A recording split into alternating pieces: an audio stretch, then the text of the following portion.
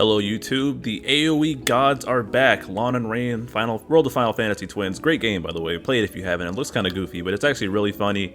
It doesn't take itself too seriously, and I seriously enjoyed it. It's about way better Pokemon. It's wild that Square Enix made a better Pokemon than Nintendo. I say that all the time though. And also Garland, the Chaos guy. Not to be confused with Jack Garland. Anyways, this is my poll plans video where I break down information quickly and go over my thoughts and plans on upcoming characters and events. I do play both JP and Global consistently. Use my knowledge, research, and experience to help others. My goal is to help everyone make informed decisions based on their own roster. There's too many variables to consider for straight up general advice, but I like to try and explain the nuance to help people arrive at their own conclusions. I throw my plans in the mix as well to put some skin in the game and potentially give you all ideas on how to think. I want to hear your plans too, so be sure to go ahead and leave a comment with them, polls, and plan teams for the upcoming event. I do read all the comments, so don't hesitate to hit me up with questions. And while you're here, do me a favor and drop a like on the video. It takes you a couple seconds, and subscribe to my channel. It helps me out tons. You can also become a channel member for emotes and to make sure I always reply to your comments. And lastly, be sure to check out the Ranting Hour, my weekly stream where me and others talk about Dissidia and other stuff with no filter. I do think it's my most entertaining content, so if you're not currently watching it, go ahead and check it out. I'm still in the process of trying to iron out my format, so this video might be a little different. We'll throw in some more generalized stuff and maybe some poll advice at the end. We'll see how I like doing that. But anyways, let's talk about the twins, their kit.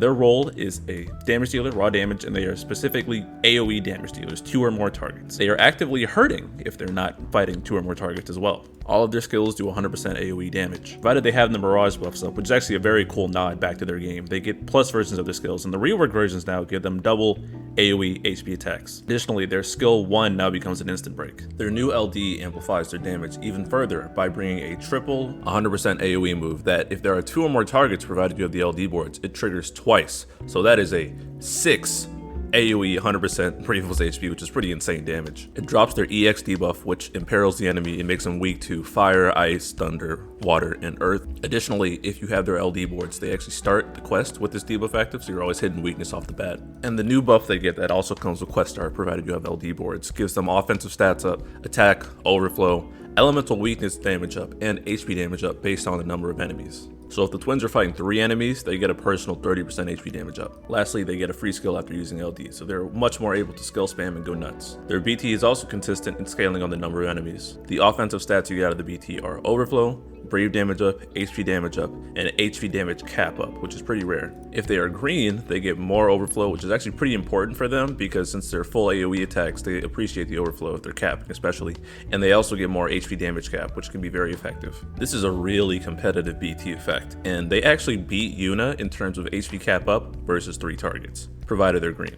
And while Yuna might bring a bit more offensive stats, twins are bringing loads and loads of damage as a friend unit, so they're very valuable in that realm as well. If you're versus 3 targets, twins friends are definitely the way to go. Their high armor plus leans HP split, so if you're going in all in on them, you're going to want that blue armor because it's going to make a massive difference since their skills are 100% AoE. And their calls are mostly useful for dropping the elemental imperil potentially. 5 elements and 1 debuff just from a single call is a good deal, generally, if you're running that and you want to be slot efficient. But the LD call is also a lot of damage, so that's nice, especially in co-op if you don't have a good damage call. So now for my breakdown of the twins. Versus 3 targets, they are the top choice. They are going to do insane damage. It's not even funny, especially if you double tap them as a friend unit as well. Twins party, twins friend, you're going to do a lot of damage. Versus 2 targets, I'd say they are above average, not at peak obviously, but 3 targets is their niche, but 2 targets, they do work fine. Single target, don't bother at all. You barely get anything. But that's how they've always been, so I don't even think that's a point worth raising or being relevant, honestly. They imperil all their elements, so they're always hitting weakness damage, but worrying about elements hasn't really been a thing for a couple months. It's just something to keep in mind. I think Shiva has something where they get element immune for part of the fight, but it's not that big of a deal. I know twins still work there. It doesn't really get more complicated than that. They do a lot of damage. Because Lufenia Plus is in effect, and now they have double HP attacks on their skills. They might not always cap their brave hit, so if you had 330 C50 on them, now's the time to get 108s. And there's buff upkeep. If you're not paying attention, you gotta use the individual skills to get your stacks back up, but otherwise they're relatively simple to play. Press buttons do big damage. For weaknesses, they do have 4 of their own frame buffs. So if you're running like lmao just won't work. There's too many buffs.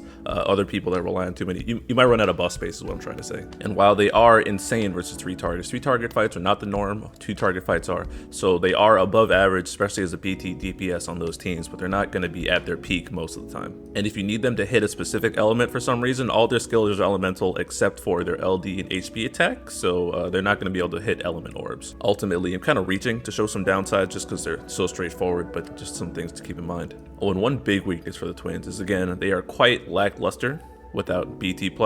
Maybe base BT, they could be passable, potentially, but I'm not sure if I would advise anyone to pull just for the I mean, if you're struggling on these fights and you're new or maybe you don't have the roster, you've done all your research, checked the call to arms, and you don't know how to quite get past these fights without the twins LT, which is very possible, then I would consider grabbing them. But without BT, you're probably not going to touch them again unless you really want to after they're out of synergy. As for potential good teams with the twins, they enjoy HP damage up effects and HP damage cap up via armor or other BT effects, because HP damage cap is their ceiling. So the higher you can raise that, either with their own BT or blue armors in the party or friend BTs or other BT pluses, stuff like that, or getting any kind of HP damage up, debuffs or party effects.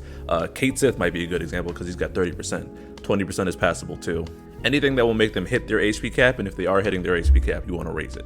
Yuna's a decent example because she can also extend their buffs with Ezuna and help them have better uptime. Porum, Kamari are good options for the overflows, although Porum doesn't provide HP damage up, but she will battery them beforehand, so maybe at least the first hit will make cap. Additionally, you could go full offense if you have twins BT plus and COD BT plus, so they'll both be providing each other with HP damage up, and you'll be capping a lot just because you'd be doubling up on the HP damage modifiers. Yeah, COD twins third is just an insane DPS race team. As for useful fights, obviously they're going to be good in all of their cycle because all the fights are 3 targets. Well, that's not true. The one that caters to them on the boss rush later on the line is 3 targets, the very last wave. But Garnet's Lost Chapter is 3 targets, and they kind of melt that boss. Looking forward at the potential 3 target fights, there's the LD raid with Shadow, Ida's LD Heretics. Then in a few months in the C90 era, we have Queen's Lost Chapter, which is 3 targets, and the twins melt that. Rem's Intertwined Will, which is way out. But that's where they really shine. But overall, just as damage dealers, they're gonna flourish no matter what. Unless the fight is largely single targets, so that's like Jagron's Chapter and Snow Intertwined Will, but most fights are 2 targets, so they'll be fine.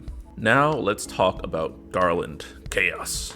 His role is a melee damage dealer who also has a ton of delays and invisible debuffs, being defense and speed down. His rework, he gets more skill uses on both skills, and now his HP attacks are updated to do more damage and make him relevant again. Skill 1 gets more hits and HP attacks with 20% splash, and skill 2 also gets more HP attacks and brave hits. His LD board was also reworked so that he has more HP damage up now and more overflow for himself. His Burst Plus extends his current BT buff, which served to increase party brave damage, brave cap, and slight HP damage up. He now has even more brave damage up, totaling 100% brave damage up because he hit 5 stacks, and if you weren't aware, his stacks go up every time that the party member takes a turn without the enemy acting. Also, you get a little bit more brave damage cap up on each stack. So now, provided you have enough attack and the enemy's defense is low enough, you will be hitting even higher caps. A potential 16 turns of this is very impressive. Garland already had one of the best BT effects in the game. His Timer Plus leans brave damage, which makes sense because he has a ton of brave hits and he's all about increasing the brave damage and brave hits. So not for my short breakdown to Garland because he's already pretty straightforward and he hasn't changed much. Strengths are, he does a lot of damage, not even close to twins level damage. Honestly, it's not super competitive damage, but it brings him back up to par, but he's also bringing the delays and the defense and speed down, so he's contributing. Delay plus speed down is a very powerful combo. Defense down is a very relevant stat, especially in Lufenia Plus where enemies buff their defense again. If you're not aware, if you're wondering why you're suddenly hitting ones, it's probably because you're not debuffing their defense or buffing their attack appropriately. Brave damage does nothing for you if you're not already surpassing that. And Garland's BT Plus effect makes you hit really hard. I mean, 100% brave damage up and 30% defense down along with the delays. The bosses don't need turns. You can just beat them up forever. His BT phase means you can send them back just forever for free. And if the turns are already in the Shadow Realm and you use this BT phase, just press the BT finisher again afterwards, keep up the stacks, and keep the onslaught going. As for weaknesses, again, because bosses do buff their defense now, if you don't have a proper attack buffer in the party, if Garland's BT is going, then you're actually not going to hit that hard. 100% brave damage. With 100% of 1 is just, you're going to be hitting 2. So defense down does help, but you're going to need more offensive buffs behind that more than likely, unless you're triple stacking BT plus, in which case just go nuts. Garland's damage, while better, is not super competitive compared to the crazy options we have such as Ace, Twins, Cloud of Darkness, Vayne, etc. Top tier damage dealers, so he's going to be providing more of a third slot role, honestly. The usual downside of delayers, if they need turns, and Garland requires the boss not to have turns to get full uptime and power out of his BT effect. So if the bosses need turns, he's going to have some downtime, which may hurt your runs potentially. And Garland's AoE delay is not enough to sustain the bosses forever, so unless you have some second form of delay, maybe a COD friend or a second delayer in the party, maybe some delay calls, Garland will not probably keep the boss's turns away forever. Lastly, he is turbo garbage without his BT plus at this point. If you're not going green on him, don't even bother touching him. If you don't have his LD, don't get it now because you're never going to run him in the party. His damage is not up to par and you're not getting the juice out of the BT effect, so there would be no reason to bring him ever. Just don't do it. He is super green or bust. No contest. Potential teams for Garland, you want to be doubling up on the delay potentially, so pairing up with Sync or Zidane potentially are good ideas. Cloud of Darkness. Vayne would be able to eat off of this BT effect because Vayne's going to steal a turn. Shulk. Additional speed down via Quistis, that'd be a good option as well. Brave damage buffers, people that raise brave damage caps. Setzer is a bit redundant for him because it's either cap or nothing with him. Although Kate is also a decent option because there's tons of those brave hits on Garland. He'll be able to abuse the brave gains on each hit. Any Orbot will do with Garland. Just make sure there's a decent attack foundation besides the brave damage up that he's providing and you're good. And make sure you compensate for his lower-ish damage as well. So actually Barret, it might be a decent pair. Queen, Kieran, Ramza. Ishtola, not quite, because she does provide good offensive stats for Garland, not as much attack, and the brave gains are largely wasted on him outside of his EX. Same with Porum, although you could stack defense down with them in the team, as Porum's kind of busted anyways. Bartz is also a good choice to just buff your brave damage. As for specific fights Garland might shine in, I can't really think of any, but he is flexible in the fact that he's just kind of got a basic kit, and as long as the bosses don't need that many turns or don't need any turns at all, Garland can work in there. I'm thinking of like Kadaj's Lost Chapter where the bosses don't need turns, so like Garland plus Ace stacking defense down and then just blowing them up over time could work fine. Same with Kane's Intertwined Wills, they don't need turns, just range damage. So if you can account for that and you can keep pushing him back with Garland while he's sitting there and buffing everybody's brave damage, sounds like a good deal. As for the event, we are fighting a Lamia. Is it a queen? I don't know the difference. Anyways, the orb here is to deal 850k damage in one turn. So that's selling the twins pretty hard, but you don't actually need the twins to accomplish this because one, if you have a BT plus at this point, a lot of our BT plus finishers can accomplish that. We can also bring in a twins friend and space out the orb. It's +8 on the orb with a max of 15 if you hit the 850k. Additionally, the orb actually goes away after 50%, so it's actually very advisable to bring in your friend and BT early and get that out the way, get the orb down, and then just kind of tank it until the end. Twins are the obvious path to least resistance, but like I can imagine like Squall, Strago working here as well because they're just huge AoE. Vivi is another choice. Anything you can do to get them past that 50% threshold and you're gold. Well, not exactly, because there's some more stuff going on. I believe the boss, the Lamia, if it doesn't get a turn after like 10 turns, it'll cleanse itself of all silver debuffs and warp forward and then initiate its next turn. But the real threat here is the mannequins on the side. There's a Penella mannequin who can do LD, and there's a Warrior Light mannequin who can do LD. And if you get hit by these attacks, you're probably going to die. Penella's LD specifically being obnoxious because it cleanses the party, or cleanses the enemies of all debuffs. However, one way you can get around this is to actually HP silence them, and these ads will never attack, and you'll never be in any danger. The only thing you have to worry about at that point is the orb and the turn count. But if you're not going that route, you're probably going to want to kill the mannequins before they attack you. The Lamia will keep resummoning the ads. It's kind of in a loop of that until they're all dead. The Lamia also has, I think it's like 100% chase, brave, and HP damage. So if you're using Reigns here, just know that's the case. But if you stack enough HP damage modifiers and brave damage modifiers, Reigns will be doing his normal damage, so it won't really matter that much. He can still do this fight just fine. So potential good units for the fight, Agrius, Kefka, Arciella, potentially for the stun lock. You need big damage, so Strago, Squall, Zande might be able to cap because the ads actually don't have that much reductions. They don't have any reductions at all because they're mannequins, only the main boss does, so you can eat off of AoE brave attacks. Any supporty or party HP cap raising blue armors because you'll be able to eat off of those AoEs again. Zidane can actually turn delete the ads, and so you can let the main boss keep having turns so you don't have to deal with the warps. Ace is going to eat off of 3 targets. Quistis can delay the ads to forever. Shulk's got good AoE, and even if the boss does warp, she'll go right after the boss warps, so it ends up working out. And in general, just a BT to help abuse the twins' BT effect, and then going into burst phase and burning them down early will be pretty beneficial. Now what you've all been waiting for, my plans. So I'm not planning on pulling on the twins.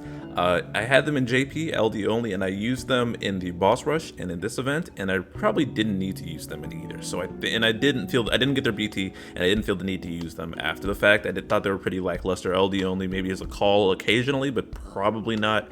I think I would just be better with my resources if I were to skip them entirely, since I'm not going for their BT. Although I love World of Final Fantasy, but what I am interested in is Garland. I think I have convinced myself to green Garland. Like I'm trying to do, not trying to repeat my greens in global, aside from my super favorites, Cloud, Zac, Sephiroth, Yuna. So I think Garland would fit kind of. I like playing Garland. I actually have his BT this time around, and the defense down. I'm imagining teams of like Garland plus Ace. I'm thinking specifically in Kadaj's Lost Chapter. I'm thinking like running Garland, Ace, Barret or something, and just delaying them forever and blowing them up with all that defense down stacking and the damage and the braid damage. Oh, especially Barret plus Garland, bro. It's a thing. It's gonna happen. But I think that sounds pretty fun. So I think I'm actually gonna green Garland and see how much I enjoy him, because I think he's pretty fun to play. But yeah, not touching either banner because I already have Garland stuff. Rosa is on Garland's banner, I believe, and I'm never gonna use her. And then Sabin's on the Twins banner. I'm never gonna use either of them. So yeah, not touching this banner. But as for the fight, my JP team was Arciela. And if you haven't checked out the video, go ahead and do it. I'm gonna probably put a card. Arciela, Yuna, and Twins LD only. And I HP silenced the ads with Arciela the whole time, and I brought in the Twins friend early and I bursted them down, and I kind of just waited it out. It took a couple runs and I had to optimize it. Probably not the best team, but I just wanted to run Yuna, and it ended up working out that way. So you can run Arciela. It's just a little bit more difficult because you need to account for her lack of damage. As for my GL team, I'm thinking I might run Ace and maybe like Ace, Quistis, and I'm gonna try in some tanking strategies with Zac, because I want to try and see if I can eat some of the attacks from the Warrior Light Mannequin, for example. But Zac can hit that 850k on his Chain Slash if he's buffed enough, so we might explore that. But Ace plus Porum, and maybe I might go RCL again, so we'll see how I handle that. For my last bit, I'm throwing in some pull advice here. Now, like I say, I can't quite tell people what to do, but I think I can give people some guidelines if they're on the fence. This is not for people who've already been decided. If you have a favorite, you're dead set, by all means, do what you gotta do.